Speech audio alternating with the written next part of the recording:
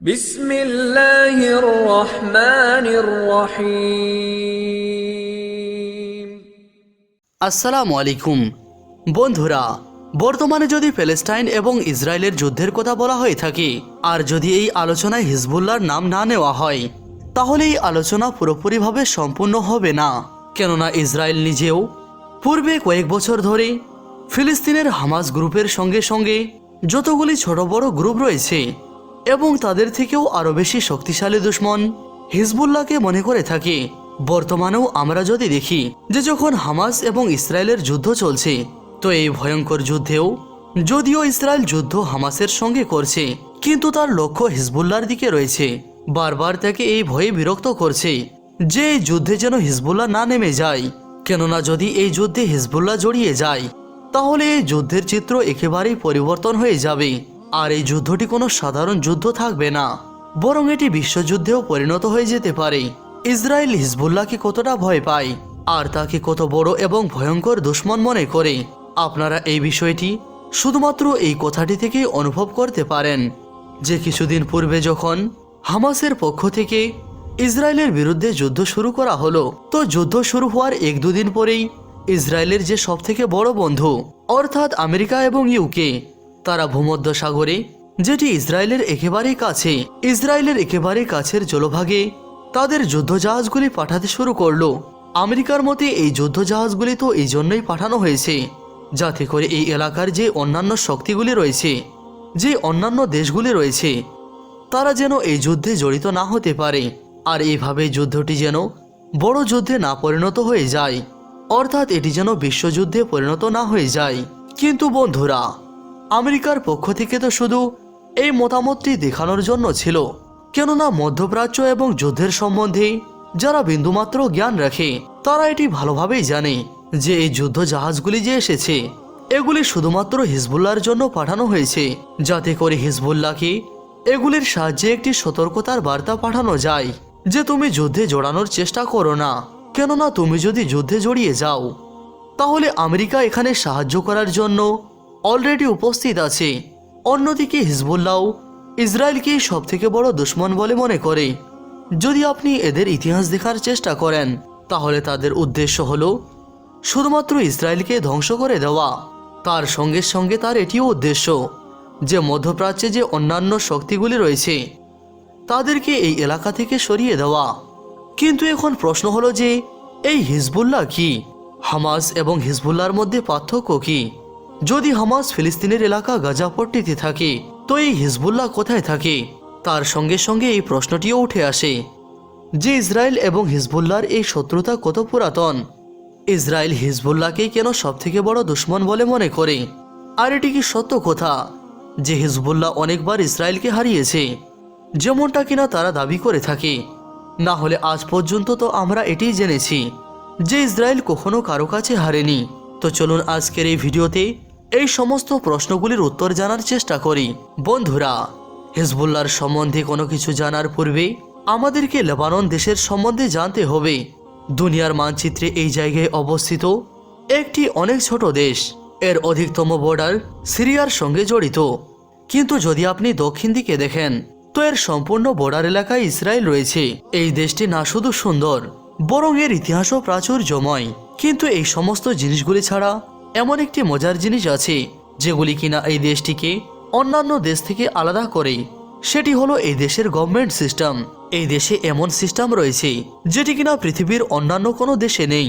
বন্ধুরা, যদি আপনি ইতিহাসে একটু পিছনে তাকান, তো মধ্যপ্রাচ্যের বিভিন্ন এলাকাগুলির মতো লেবানন নামে এই ছোট এলাকাটিও কয়েক শতক ধরে সালতানাতে উসমানিয়ার আন্ডারে ছিল। কিন্তু প্রথম বিশ্বযুদ্ধে যখন সালতানাতে উসমানিয়া শেষ হয়ে গেল, তো এই এলাকাটি ফ্রান্স দখল করে নিল।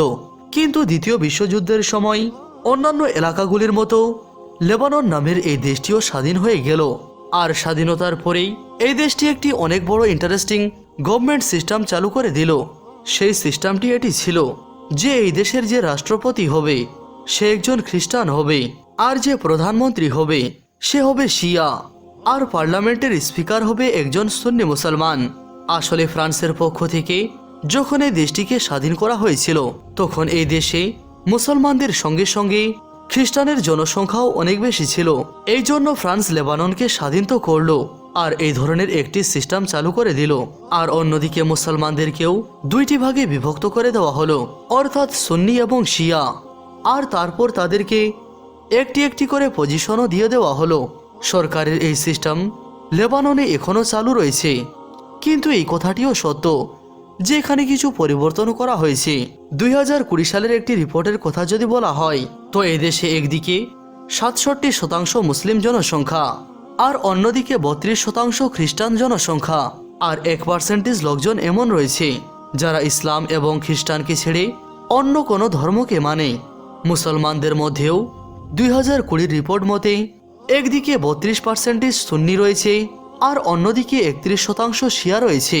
আর বাকি যে নাম্বারগুলি বেঁচে আছে সেখানে মুসলমানদেরই অন্যান্য গ্রুপ রয়েছে। আর এই লেবানন দেশে রয়েছে সেই হিজবুল্লাহ, যাকে ইসরায়েল নিজের সবথেকে বড় দুশ্মন বলে মনে করে। আর অন্যদিকে হিজবুল্লাহও সবসময় ইসরায়েলকে ধ্বংস করে দিতে চায়। আসলে 1948 সালে যখন ইসরায়েল তার এস্টাবলিশমেন্টের ঘোষণা করেছিল, তখন থেকে একের পর এক ফিলিস্তিনি লোকজনদেরকে তাদের জায়গা ছেড়ে চলে যেতে হয়েছে। যখনই ইসরায়েলি দখলের জন্য ফিলিস্তিনি লোকজনদেরকে নিজের জমি জায়গা ছেড়ে চলে যেতে হয়েছিল, তো এই লোকগুলি কখনো তো ইজিপ্টে চলে যেত, কখনো গাজা পট্টির দিকে যেত, কখনো জর্ডানে, আবার এভাবেই কখনো কখনো লেবাননে চলে আসতো। সময়ের সঙ্গে সঙ্গে লেবাননে ফিলিস্তিনি রিফিউজির সংখ্যা বাড়তেই থাকলো।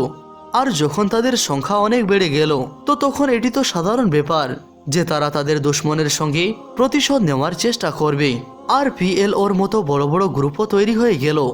এখানে যে ছোট বড় গ্রুপগুলি রয়েছিল তারা ইসরায়েলকে সেভাবে টক্কর দিত যেমন টক্কর আজ হামাস ইসরায়েলকে দিচ্ছে। তারপরে 1975 সালে লেবানন ভিতরে ভিতরে অনেক কমজোর হয়ে পড়ল। এর ভিতরে সিভিল ওয়ার বা গৃহযুদ্ধ শুরু হয়ে গেল, আর সেটি অনেক দিন ধরে চলেছিল। ইসরায়েল যখন দেখল যে তারা তো নিজেদের মধ্যে যুদ্ধে জড়িয়ে আছে, তো সে এই সুযোগ বুঝে লেবাননের উপর আক্রমণ করে দিল। ইসরায়েলের এটি ধারণা ছিল যে তারা লেবাননের বড় একটি অংশ দখল করে নেবে, আর তারপরে যখন তার উপর কোনো বড় ধরনের প্রেসার আসবে, তো তারা তখন এখানকার সরকারকে বদলি করে একটি নতুন সরকার গঠন করবে, যেটি কিনা তাদের আন্ডারেই হয়ে কাজ করবে। এর অর্থ হলো এটি যে লেবাননে হুকুমত করবে সে তো লেবাননের মানুষ হবে, কিন্তু তাকে কন্ট্রোল ইসরায়েল করবে। প্রথম আক্রমণে ইসরায়েল কিছুটা সফলতা পেল, আর তারা লেবাননের অনেক বড় একটি অংশ দখল করে নিতে সফল হয়ে গেল। দক্ষিণ লেবাননের জায়গাগুলি ইসরায়েলের কবজায় চলে আসলো। কিন্তু 1979-তে ইরানেও বিপ্লব শুরু হয়ে গিয়েছিল। সেখানে যে পুরাতন প্রভেস্টান গভর্নমেন্ট ছিল তারও হুকুমত শেষ হয়ে গিয়েছিল, আর এখন একটি নতুন ইসলামিক গভর্নমেন্ট তৈরি করা হয়েছিল। ইরানের হুকুমত বদলানোর সঙ্গে সঙ্গে মধ্যপ্রাচ্যের রাজনীতিতে অনেক বড় একটি পরিবর্তন চলে আসলো।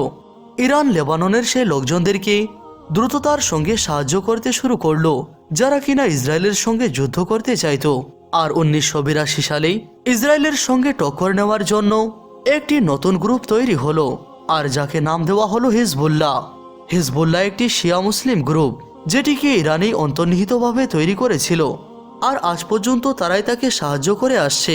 ধীরে ধীরে হিজবুল্লাহ ইরানের সাহায্যে না শুধু লেবাননে তাদের আধিপত্য বিস্তার করলো, বরং সময়ের সঙ্গে সঙ্গে অনেক শক্তিশালী হয়ে উঠল। ইসরায়েল সূচনায় হিজবুল্লাহকে অনেক হালকা ভেবেছিল। তারা মনে করেছিল যে ফিলিস্তিনের ছোট বড় গ্রুপগুলির মতো হিজবুল্লাহ একটি গ্রুপ, কিন্তু হিজবুল্লাহকে ছোট মনে করা ইসরায়েলের একটি অনেক বড় ভুল ছিল।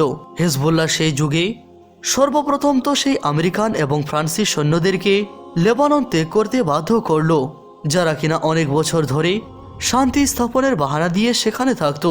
তারপরে সেই ইসরায়েলের সঙ্গেও একটি অনেক বড় যুদ্ধ শুরু করলো, যে কিনা সমগ্র দক্ষিণ লেবাননকে কবজা করে রেখেছিল। হিজবুল্লাহ লড়াকুদের সম্বন্ধে এটি বলে মনে করা হয় যে তারা আফগানিস্তানের তালিবানিদের মতো সবসময় গরিল্লা ওয়ারে অ্যাডভান্স রয়েছে। ইসরায়েলের সঙ্গে লড়াই করার জন্য তারা অনেক গোপনীয় সুড়ঙ্গ বানিয়েছিল। সেই সুড়ঙ্গগুলির সাহায্যেই টেকনোলজিতে উন্নত ইসরায়েলকেও হারিয়ে দিত। ইসরায়েল এই হিজবুল্লাহকে অনেক দমন করার চেষ্টা করেছিল আর তাদেরকে শেষ করার চেষ্টা করেছিল, কিন্তু সে এটিতে সফলতা পায়নি। আর অবশেষে 2000 সালে একটি দীর্ঘ যুদ্ধের মাধ্যমে না শুধু ইসরায়েলকে দক্ষিণ লেবানন ছাড়তে হয়েছিল, বরং কোনো শর্ত ছাড়াই তাদের সৈন্যদলকে ইসরায়েলে ফিরিয়ে আনতে বাধ্য হয়। এটি হিজবুল্লাহর একটি অনেক বড় জিত ছিল, যেটিকে তারা না শুধু আজ পর্যন্ত সেলিব্রেট করে, বরং আরব দেশগুলির সামনে তারা এটি একটি উদাহরণস্বরূপ পেশ করে থাকে যে দেখো, যেটা তোমরা করতে পারোনি সেটি আমরা করে দেখিয়েছি। 2006 সালেও হিজবুল্লাহ এবং ইসরায়েলের সঙ্গে একটি যুদ্ধ হয়েছিল, আর এই যুদ্ধেও ইসরায়েলের ক্ষতি হয়েছিল। হিজবুল্লাহর পক্ষ থেকে ইসরায়েল যেমন টক্কর দেখেছিল তা সে কখনো কল্পনাও করতে পারেনি।